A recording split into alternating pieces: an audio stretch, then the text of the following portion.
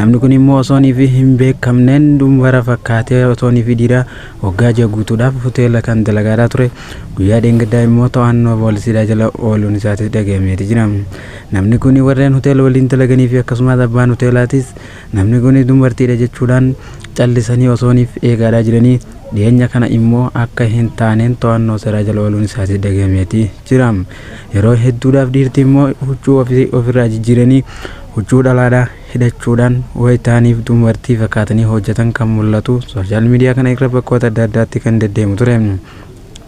Garuu immoo kan naannoo Amaaraa Gondaritti mul'ate kun taatee ajaa'ibsiisaa kan ta'e waggaa jaguutuu osoo namni tokko irratti hin beekin irrattis hin shakkin dhiirti of jijjiirtee dhalaa fakkaachuudhaan haala ajaa'ibsiisoodhaatis ta'eeti jira. Kun immoo haalli inni itti qabames haala nama ajaa'ibsiisu kan ta'edha. Guyyaa tokko namni tokko akkuma mana tasaadhaa hoteela seenee wayita ilaalutti fuula isaa keessa ijaan ilaaluudhaan atiin kun dhiira moo dhalaadha jechuun fuula wayita